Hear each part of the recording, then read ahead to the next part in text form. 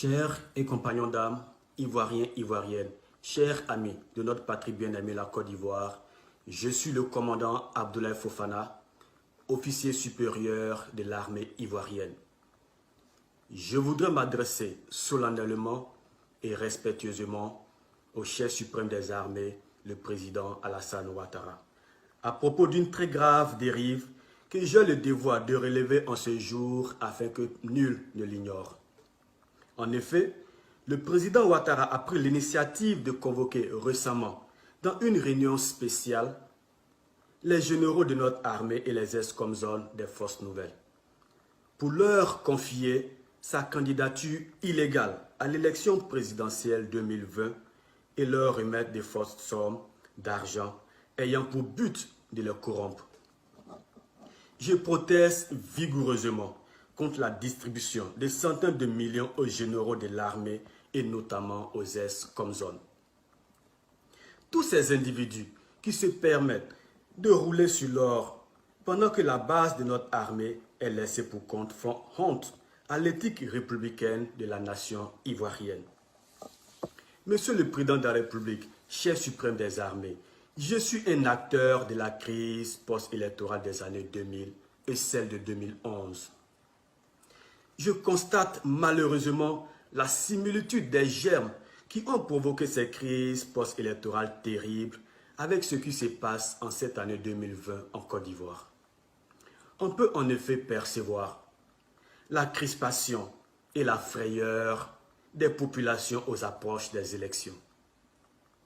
La mise en QRF de 400 gendarmes à la disposition du commandant supérieur de la gendarmerie. L'envoi à ces jours des derniers recrues à Kandje et qui seront mises à la disposition des unités commando après formation. Ce qui me fait rappeler mon histoire, car j'y suis aussi passé dans les années 2000 et je fus mis à la disposition de feu lieutenant Bokayapi aux approches des périodes électorales. Tout ce tohu-bohu, pour moi, est un déjà vu dans les années 2000 et 2010-2011. Est-ce qu'une armée républicaine doit être ainsi manipulée?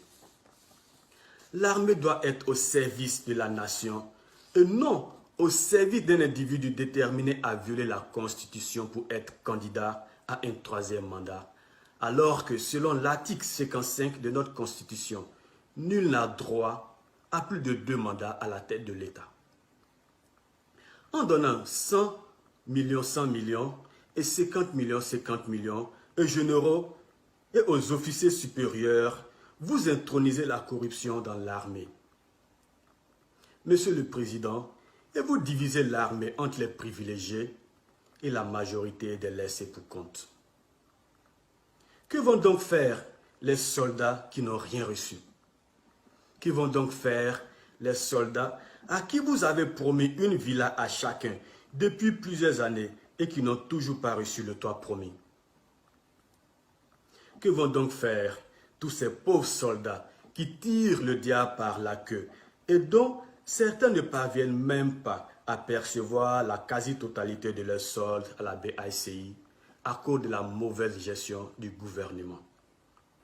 Savez-vous, Monsieur le Président, que les soldats dans nos casernes peinent à percevoir la ration normale?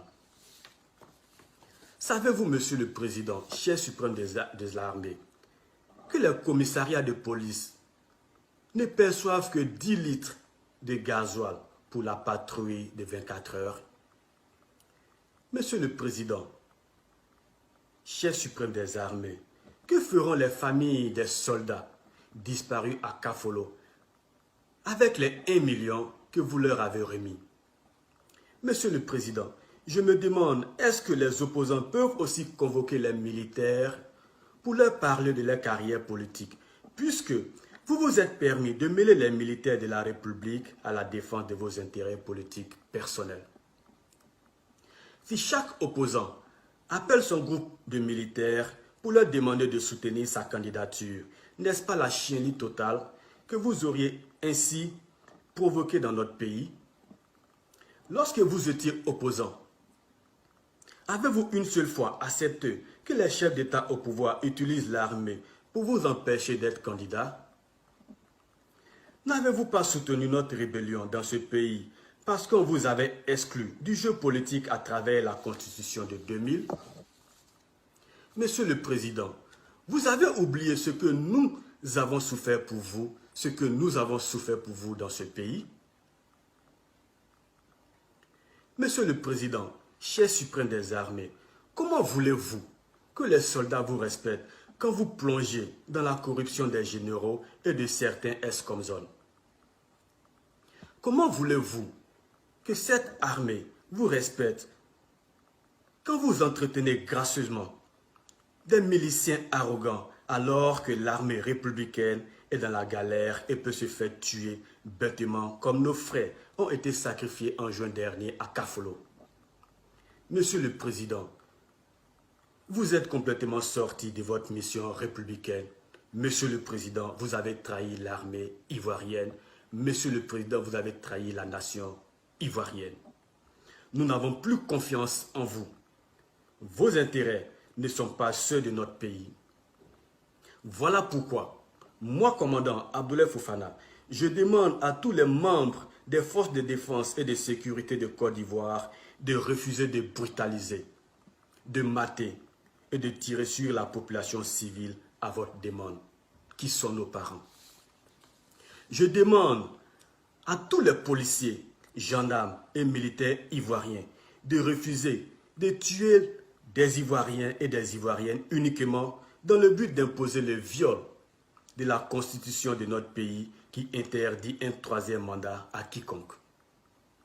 Oui, je demande à nos soldats de s'inspirer de l'exemple des Égyptiens, des Algériens, de toutes les armées habitées par l'honneur et la fidélité au peuple, qui ont refusé de tuer des civils aux mains nues revendiquant la liberté, le droit constitutionnel. L'armée ivoirienne doit protéger le peuple ivoirien. L'armée ivoirienne doit protéger la loi. L'armée ivoirienne doit respecter la loi. L'armée ivoirienne doit refuser de servir la guerre du régime RHDP contre le peuple ivoirien. L'armée ivoirienne doit garantir la paix, la justice, la liberté, la dignité de toutes les personnes vivant sur le sol ivoirien. Soyons dignes, soyons courageux, soyons inébranlables. J'attire l'attention de mes ancêtres, de mes anciens, de mes promotionnaires et de mes subalternes, que notre règlement militaire nous dit ceci, et je cite: « Aucun soldat n'est obligé d'exécuter un ordre donné par son supérieur si cet ordre engage sa responsabilité pénale. » Je répète, aucun soldat n'est obligé d'exécuter un ordre donné par son supérieur si cet ordre engage sa responsabilité pénale.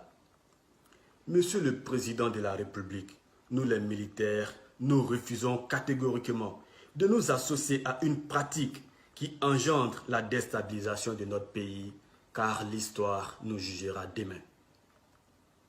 Le rôle de l'armée est de défendre l'intégrité du territoire national face aux agressions extérieures, tout en assurant aussi la paix à l'intérieur des frontières.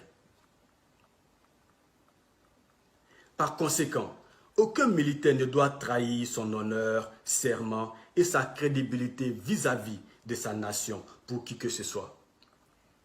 Car son objectif premier est de servir et protéger son peuple sans distinction de race, région, origine, ethnie et religion.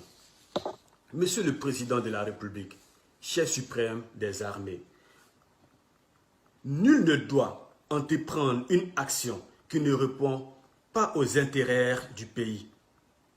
Le bien-être de notre nation passe avant tout.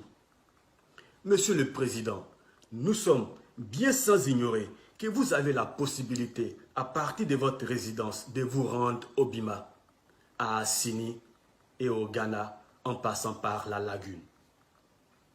Nous vous conseillons ardemment de respecter la vie, la paix, la justice, la souveraineté et la dignité du peuple de Côte d'Ivoire. Avant de mettre un terme à mon intervention, comme par rituel, je salue mon père spirituel, je salue le général, mes devoirs, mon général. Je salue l'armée ivoirienne, je salue le vaillant peuple ivoirien. Bonne fête de l'indépendance à la nation ivoirienne. Vive la République, vive la Côte d'Ivoire. Commandant Fofana Abdoulaye. À bientôt.